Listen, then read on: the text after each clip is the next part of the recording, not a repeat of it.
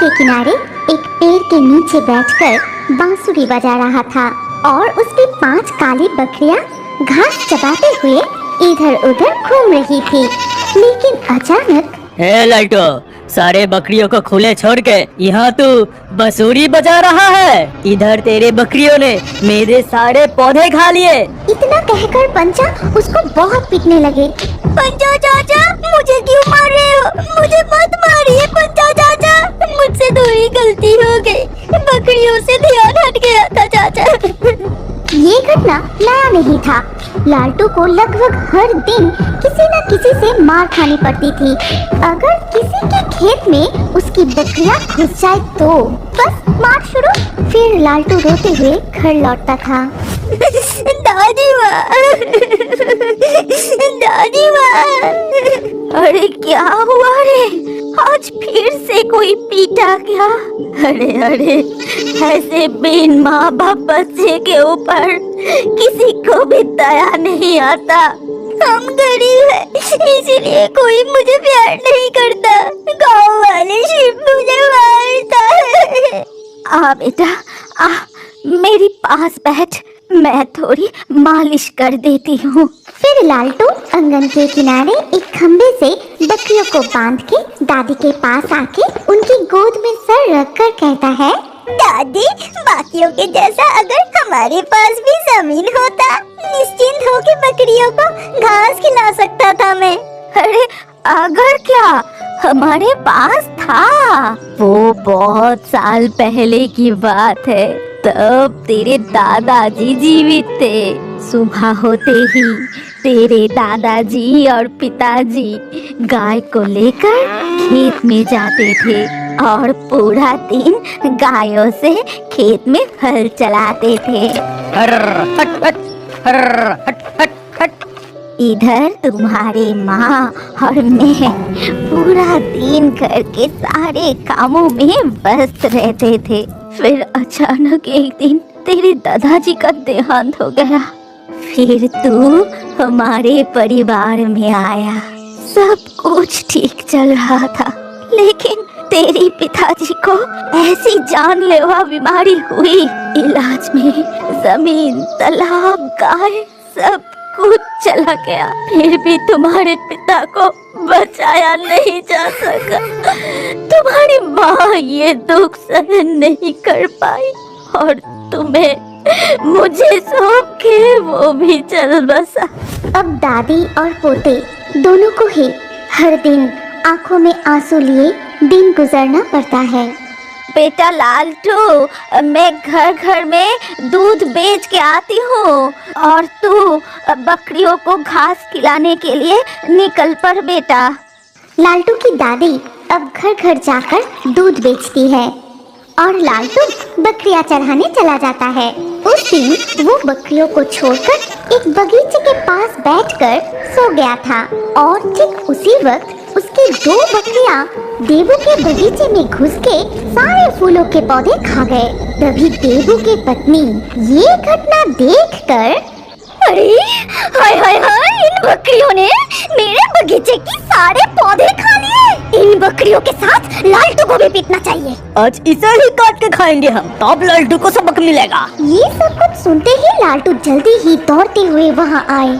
नहीं नहीं, ऐसा मत कीजिए, मेरे बकरियों को छोड़ दीजिए। मैं फिर कभी यहाँ बकरी चराने नहीं आऊँगा, छोड़ दीजिए।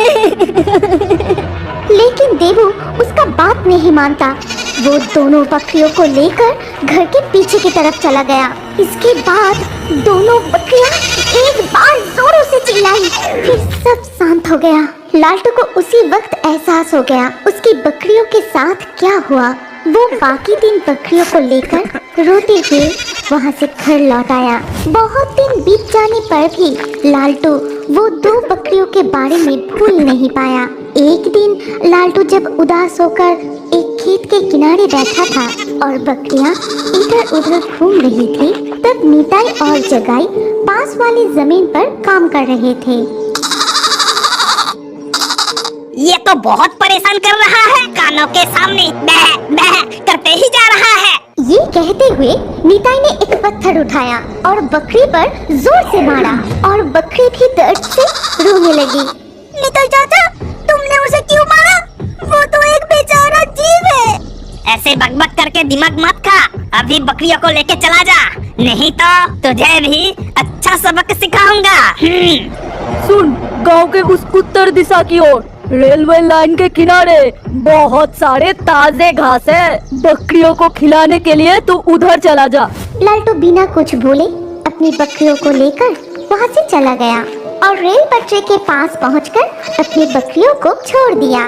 इतने दिन बाद तुम सबको एक घास से भरा जगह मिला है, अब आराम से घास खाओ। मैं इस पेड़ के नीचे बैठ के बांसुरी बजाता हूँ। फिर एक ट्रेन हॉर्न बजाते हुए अचानक से उनके तरफ आ जाता है। बकरियां डर से इधर उधर दौड़ने लगे और ये देख लालटू बकरियों को बचाने जाता है, लेकिन रेल पटरी से हटने से पहले ही उनके साथ एक भयानक हादसा हो जाता है। शाम हो गई, लेकिन अभी भी लालटू बकरियों को लेकर घर नहीं लौटा। ना जाने आज कितना दूर गया होगा। अच्छा, अब बकरियों ने किसी का फसल नष्ट करने से लालटू को बांध कर तो नहीं रख दिया? न जाने क्या हुआ होगा। फिर काफी रात हो गई और उसी रेल पटरी के ऊपर लालटू की आत्मा जाग उठी। फिर वो अपनी भूतिया बकरियों को लेकर गांव के रास्ते से घर लौट रहा था। वो तीनों बकरियां चिल्लाते हुए जब उनके घर के सामने आके पहुंचे। लालटू, आ गया बेटा। कहाँ है तू? मुझे तो देख क्यों नहीं रहा है, लेकिन बकरियों की आवाज तो साफ सुनाई दे रहा है। दादी, मैं तुम्हारे सामने ही खड़ा हूँ, क्या तुम मुझे नहीं देख पा रहे हो? लालटू, बेटा लालटू, सामने आ बेटा, आ बेटा, मेरे सामने आ। ना जाने क्यों डर सा लग रहा है। तू कहाँ है बेटा? सामने आ। क्या मैं जिंदा नहीं हूँ? उस रेल पटरी पर बकरियों के साथ क्या मैं भी? तभी लालटू घर से निकलकर बकरियों के साथ बाहर चला गया और जाते समय देखा कि देबू के घर के सामने उसकी वो दो बकरियां खड़ी हैं।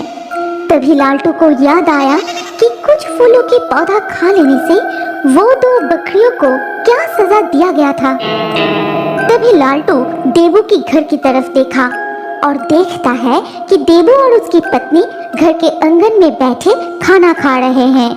एक करी, तीन करी, जाओ उसके शरीर के अंदर घुस जाओ, दोनों को ही अच्छे से मजा चखाना। देखते ही देखते एक कोड़ी और तीन कोड़ी नाम की दो बकरियां देबू और उसकी पत्नी के शरीर में घुस गए। ठीक तभी वो दोनों अचानक से हिचकी लगाने लगे। तभी देबू अपनी पत्नी से कहना चाहता है कि मुझे थोड़ा पानी देना, लेकिन ये क्या? बै, बै, बै, बै। ये देखकर पत्नी हैरान होकर कहना चाहती है कि अरे क्या हुआ जी? लेकिन ऐसे हालात में दोनों काफी डर गए और रोने लगे, लेकिन रोने की आवाज निकलने के बदले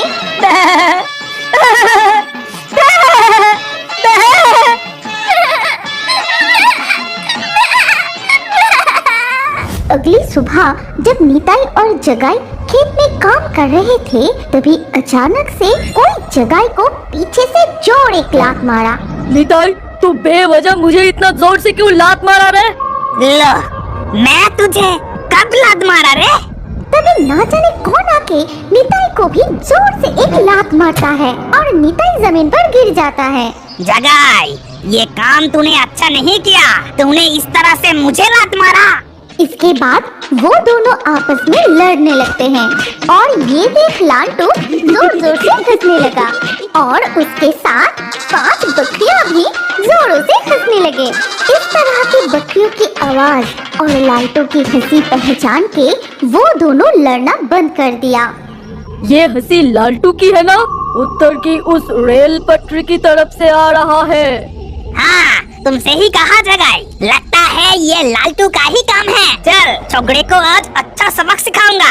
फिर निताई और जगाई रेल पटरी के पास पहुंचा और वहां पहुंचकर वो दोनों जो देखा डर के मारे वो दोनों कांपने लगे।